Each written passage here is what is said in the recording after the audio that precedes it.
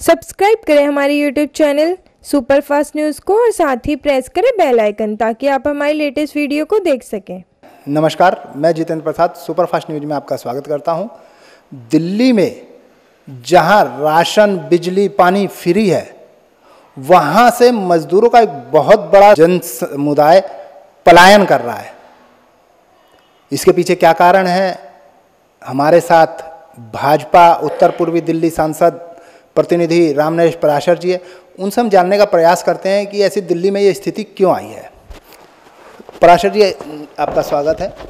पराशर जी, दिल्ली में जब बिजली, पानी और राशन फ्री है, फिर उसके बाद में भी इतनी बड़ी संख्या में मजदूरों का पलायन क्यों हो रहा है? ये बहुत ही अच्छा प्रश्न है कि सब कुछ फ्री होने के बाद भी दिल्ली का मजदूर गांव की ओर पलायन कर रहा है। आपके माध्यम से मैं बता देना चाहता हूँ, कोई भी योजना हो, जब कोई योजना बनाता है, चाहे उस परिवार का सदस्य हो, चाहे दिल्ली का मुख्यमंत्री हो, चाहे देश का प्रधानमंत्री हो, किसी भी तरह की कोई योजना बनाएगा, कोई जैसे लॉकडाउन को लेकर देखिए कि हमें 1 महीने का लॉकडाउन रहना है, तो निश्चित ही 1 महीने की पूरी योजना बनाकर एक गरीब से लेके अमीर तक हमें व्यवस्था सरकार कैसे करेगी, वैसी योजना बनानी है। दिल्ली सरकार में माननीय केजरीवाल जी ने राशन फ्री, पानी फ्री, बिजली फ्री के बावजूद भी जो दिल्ली में बाहर का मजदूर है, बिहार का है, अन्य राज्यों का है, सारे भारतवर्ष, दिल्ली की राजधानी है, इसके माध्यम से सारे भारतवर्ष का दिल्ली में मजदूर भी रहता है, उद्योगपति भी रहता है। तो मजदूर का पलायन करने का कारण ये है कि उन्हें कंपनियों से निकाला जा रहा है, उन्हें कोई सुविधा नहीं मिल रही। दिल्ली सरकार उन्हें सुविधा नहीं दे रही, खाने के लिए खाना नहीं दे रही, रहने के लिए स्थान नहीं है, कि उन पर किराया देने के लिए नहीं है। मकान मालिकों से कह दिया किराया मत लो, परंतु कंपनियां के लिए कह दिया उन्हें तनख्वाह दो, लेकिन कंपनियां निकाल रही हैं उन्हें। मेरे पास डेली लगभग कई फ़ोन आते हैं कि जी हमें कंपनी वाले निकाल रहे हैं, हमें तनख्वाह नहीं दे रहे, पिछली हमारी तनख्वाह रुकी हुई है। और जो स्कूलों में खाना बांटा जा रहा है, मैं निवेदन कर रहा हूँ कि पूरे दिल्ली में को लेकर आप देखिए कि जो खाना बट रहा है, यदि आपने 2 टाइम भी खाना खा लिया तो निश्चित ही आपका पेट नहीं भरेगा और आप निश्चित ही बीमार हो जाएंगे। बेचारे गरीब लोग लाइन में लगकर खिचड़ी, बहुत घटिया स्तर का खाना ले जाते हैं।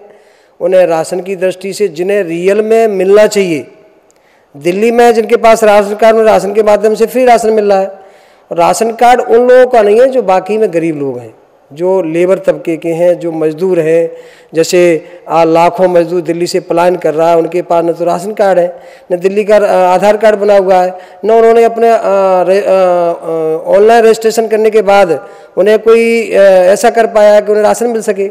इसलिए मजबूरी में दिल्ली में जो मजदूर वर्ग है, वो उनके परिवारों को बहुत ही चिंताजनक स्थिति है।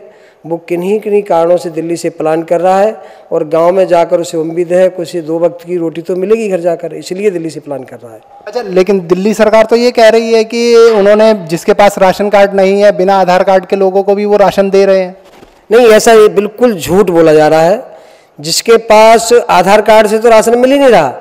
उन्होंने एक ऑनलाइन बुकिंग की थी, तो उस पर SMS आता है, कई दिन बाद कहीं आ जाते हैं, कहीं नहीं आते। दिल्ली में जब अपने इनके MLA के माध्यम से जानकारी ली तो उन्होंने कहा कि दिल्ली का टारगेट था 4 लाख का, फिर 5 लाख हुए। 5 लाख के बाद दिल्ली सरकार ने हाथ खड़े कर दिए, उसके पास राशन ही नहीं देने के लिए।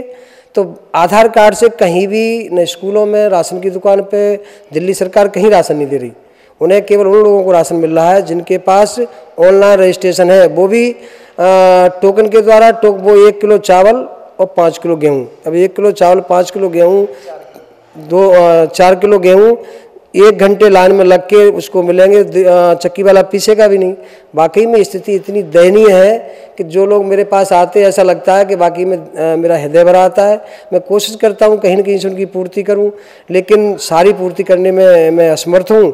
ये तो सरकार का दायित्व बनता है, सरकार इस पर खरी नहीं उतर रही, वो अपना दायित्व नहीं निभा पा रही। इस टाइम तो रियल में देखा जाए, अपनी जिम्मेदारी निभाते हुए, गैर जिम्मेदारी निभाते हुए केजरीवाल को इस्तीफा दे देना चाहिए।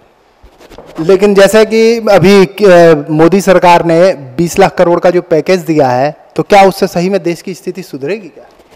देखिए, पहले भी केंद्र सरकार ने छोटे छोटे लोन के माध्यम से बहुत अच्छा, जो लोग अपने मुखियाओं से, पैसे वालों से ब्याज पे पैसे लेते थे 6%, 10%, काफ़ी लोगों को, छोटे छोटे जैसे रेहड़ी वाले हैं, पटरी वाले हैं, फेरी वाले हैं, उन लोगों ने 50,000 लाख रुपए बैंक से मुहैया कराए हैं, उन्हें काफ़ी बेनिफिट हुआ है। और जो दोबारा सरकार ने, केंद्र सरकार ने ऐसा किया है तो बहुत ही सराहनीय कार्य किया है, इससे गरीबों को फ़ायदा मिलेगा।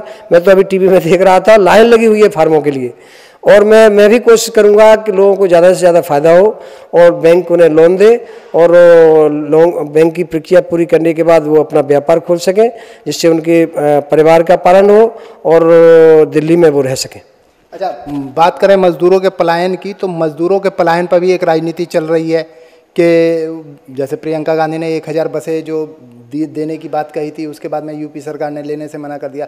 इस पर आप क्या कहेंगे? देखिए, ये सरकार की व्यवस्था होती है। कोई भी व्यवस्था एक प्रदेश स्तर पर हो, राज्य स्तर पर हो, देश स्तर पर हो, कोई भी ऐसे कह दे कि मैं बसें दे दूंगा, तो कहना और देना एक जमीन आसमान का अंतर रहता है। होता क्या है कि जैसे कोई भी प्रक्रिया हो, सारी ऑनलाइन सिस्टम से होती है, टेंडर होते हैं, कभी इसकी कॉस्ट रखी जाएगी कि एक बस ही जैसे बिहार जानी, उसकी क्या कॉस्ट होनी चाहिए, बस वाला क्या लेगा और कितनी बसें लगेंगी, सारा कुछ है। ये तो राजनीति करते हैं कांग्रेस वाले, करना तो कुछ है नहीं। कांग्रेस वाले तो केवल और केवल चलती हुई व्यवस्था में टांग अड़ाते हैं और व्यवस्था खराब करते हैं, चाहे वो कार्यकर्ता हो, चाहे वरिष्ठ नेता हो। नहीं, जैसे कि यूपी सरकार ने उनसे लिस्ट मांगी तो उन्होंने लिस्ट भी तो उपलब्ध कराई है ना। तो लिस्ट में जब इंक्वायरी हुई तो मुझे बड़ी हंसी आ रही थी कि उसमें तो 2 व्हीलर और 3 व्हीलर 4 व्हीलर के भी नंबर थे। अब बसें वो कैसी कहीं जाए, बसें हैं छोटी वाली बसें, 5-5 सवारी वाली बसें, और बस तो कम से कम 50 सीटर 45 सीटर उन्हें बसें कहा जा सकता है। उन्होंने लिस्ट बनी नहीं।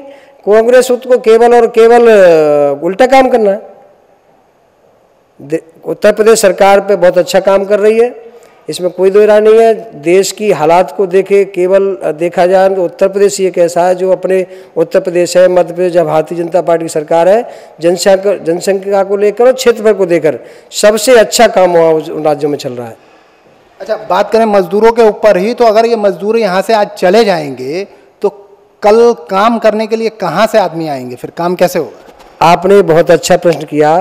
मैं भी, जो आप सोच रहे हैं, मैं भी यही सोच रहा हूँ कि लगभग दिल्ली में 50% मजदूर यहाँ से जा चुका है, और यदि 100% मजदूर यहाँ से चला गया, दिल्ली सरकार ने उनकी व्यवस्था नहीं की, तो निश्चित ही दिल्ली में रहना, दिल्ली में व्यापार करना, दिल्ली में बिजनेस करना बहुत ही भारी पड़ेगा, और लोग यहाँ एक जेब कतरे की तरह, लूट की तरह व्यवहार करेंगे। मैं देख रहा हूँ खजूरी से लेकर तीसरे पुश्ते से लेकर खजूरी से लेकर करावल नगर तक 50-50 रुपये 3 व्हीलर वाले ले रहे हैं।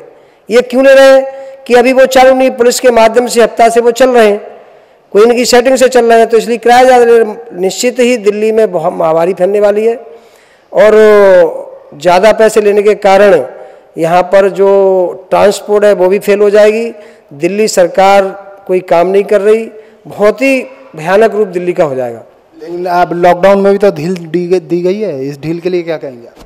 सरकार एक तरफा क्यों ऐसा कर रही है, बड़ा विचार करने हो गया। दिल्ली के स्वास्थ्य के लिए बड़ी भयानक न्योता दिल्ली सरकार दे रही है। त्यौहार के टाइम जो उन्होंने ढील दी है, मैं तो कई जब व्हाट्सएप पे ऐसे वीडियो आते हैं कि देखते ही हैरत रंगे होते हैं कि उनका भविष्य क्या होगा। जब छूने से ही जो बीमारी कोरोना लग रहा है, तो निश्चित ही दिल्ली में जो अभी 500-700 का आंकड़ा है, तो निश्चित ही 2000 का आंकड़ा इस महीने होने वाला है। मैं आपसे निवेदन करना चाहता हूँ।